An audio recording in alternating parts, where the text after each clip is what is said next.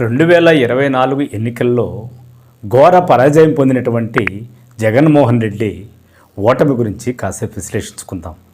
నిజానికి ఆయన ఎమ్మెల్సీ సమావేశంలో మొన్న మాట్లాడుతూ ఉంటే నాకేదో అన్యాయం జరిగిపోయింది, నా ఓటమి నిజమైన ఓటమి కాదు అని, ఇంకా నేను గెలవాల్సిన వాడిని ఓడించేశారు కావాలని అని డైరెక్ట్గా అనలేదు. కానీ ఏదో ఫోబియా అతనికి బాగా చుట్టుముట్టినట్టు అనిపిస్తుంది. నిజానికి ఆయన ప్రజలకు చేసినటువంటి సేవను దృష్టిలో పెట్టుకుంటే ఆ ఫోబియా ఉండడంలో కూడా అసహజమేం కాదు. ఎందుకంటే కొన్ని చెప్పుకుందాం మనం ఒకసారి. రాజకీయాల్లో సహజంగా చేయడం కన్నా కూడా చేసినట్టు కనిపించడం ఎక్కువ జరుగుతుంటుంది. ఈయన ఎక్కువ చేశాడు, చేయనట్టుగా కనిపించేదానికి ఎక్కువ ప్రయత్నించాడు. అయితే ఆయన సలహాదారులు కావచ్చు, ఆయన దగ్గరగా ఉన్నటువంటి వాళ్ళు కావచ్చు, ఆయన ఎమ్మెల్యేలు కావచ్చు, ఆయన మంత్రులు కావచ్చు, ఈయన ఆలోచనని ఎంతవరకు స్వీకరించారో తెలియదు. కానీ వాళ్ళ రాజకీయాలు, వాళ్ళ సాంప్రదాయ రాజకీయాల ప్రకారం వాళ్ళు సంపాదించుకోవడాలు, ఇసుక మాఫియా కావచ్చు, ఇంకోటి కావచ్చు, భూ కబ్జాలు కావచ్చు, రకరకాల కారణాలతో వాళ్ళు వాళ్ళ వైపులో సంపాదించుకున్నారనే పేరునైతే మాత్రం మీడియా నుంచి ప్రజల్లోకి ఒక రకమైనటువంటి చెడు పేరుని తీసుకెళ్ళిపోయారు. అయితే జగన్మోహన్ రెడ్డి మాత్రం పత్తిత్తని మనం అనుకోవడం లేదు. కానీ ఆయన చేసిన పనులకు సంబంధించి ఆయన ఫోబియాలో ఉండడం అనేది చాలా సహజం. ఉదాహరణకి విజయవాడలో మనము అంబేద్కర్ స్మృతి వనం కానీ చూసినామంటే ఒక్కసారిగా కళ్ళు విరిమిట్లు కొలుతాయి, గుండెలు అవిసిపోతాయి.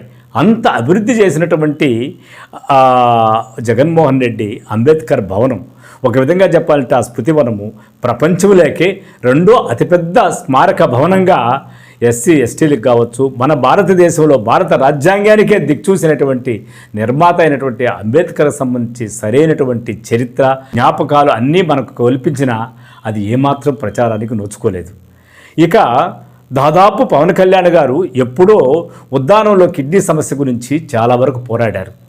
ఆయన పోరాడని చేయలేదు, కానీ ఆ సమస్యను పరిష్కరించగలుగుకోవాలని జగన్మోహన్ రెడ్డి పలాసలో నిజానికి ఇంటర్నేషనల్ లెవెల్లో ఒక హాస్పిటల్ కట్టాడు. ఆ హాస్పిటల్ ద్వారా కొన్ని వేల మంది కిడ్నీ బాధితులకి ఉపశమనం కలిగింది. అదే కాకుండా అక్కడ ఉండే కలుషిత నీరును పూర్తిగా విడుదల చేసి మంచినీరు సౌకర్యాలు కూడా కల్పించాడు. ఈ విధంగా ఆయన చేసిన సంక్షేమ పథకాలు కావచ్చు, ఇక ప్రపంచంలోనే కాదు కానీ భారతదేశంలో ఎన్నికల్లో ఒక రిజర్వేషన్ యొక్క వ్యవహారాన్ని పూర్తిగా 100కు 100% 50% మిగతా కులాలకు ఇచ్చినటువంటి వాడు కూడా ఈయనే. ఈయన ఇచ్చింది మొత్తము రాజకీయ స్వార్థం అనుకున్నారు, ఈయన ఓట్ల కోసం అనుకున్నారు. కానీ ఆయన సంస్కరణ చేస్తున్నారని మాత్రం ప్రజలు ఎవరూ అనుకోలేదు. ఈ దురదృష్టంలో ఆయన నేను ఇన్ని లక్షలు ఇచ్చాను, ఇన్నిసార్లు బటన్ నొక్కాను, నేను కేవలం విద్యా విధానం కానీ వైద్య విధానానికి కావచ్చు, సంస్కరణలు కావచ్చు, టోటల్ సామాజిక న్యాయానికి కావచ్చు, నేను ఇంత పోరాడితే నాకు ఇంత దారుణ ఓటమి జరిగింది అని ఆయన ఫీల్ అవ్వడం అనేది అసహజమేమి కాదు. దీని మొత్తాన్ని, ఈ ఫోబియాన్ని బయటపడాల్సిన అవసరం అయితే మాత్రం జగన్మోహన్ రెడ్డికి ఉంది. అది ఖచ్చితంగా ఆయన బయటపడతాడని ఆశిద్దాం. ఎందుకంటే అత్యంత మెజారిటీతో వచ్చినటువంటి కూటమి ప్రభుత్వానికి ప్రతిపక్షం లేనప్పుడు వాళ్ళు చేసే నిర్ణయాలు ఈ ముందు హనీమూన్ పాలిటిక్స్ వల్ల కొన్ని బాగా ఉన్నట్టు అనిపించినా రాబోయే రోజుల్లో మా మెజారిటీకి మమ్మల్ని ఏమీ చేయలేరని కొన్ని తొందరపాటు నిర్ణయాలు, కొన్ని దుందుడుకు విధానాలు తీసుకునే అవకాశం కూడా ఉంది. ఎంత చెక్ పెట్టాలనుకొని పవన్ కళ్యాణ్ లాంటి వాళ్ళు ఉన్నప్పటికీ పొరపాట్లు అయితే జరుగుతాయి. ఆ పొరపాట్లు నిజంగా నిలదీసేది నిజమైన ప్రతిపక్షము, బలమైన ప్రతిపక్షం.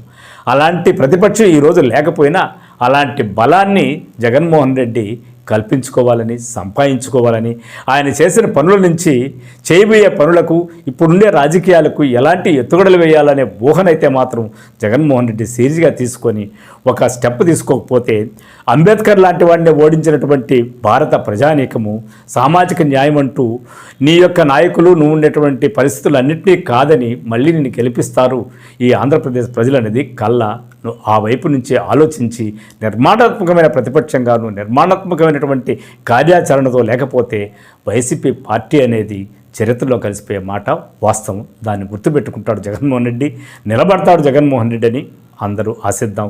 ఎందుకంటే అలాంటి నాయకుడు కూడా భారత ప్రజాస్వామ్యంలో అరుదుగా వస్తుంటాడు. అటువంటి వాడిని నిలబెట్టుకోవాల్సిన అవసరం అయితే ఆంధ్రప్రదేశ్ ప్రజలకి చాలా ఉంది.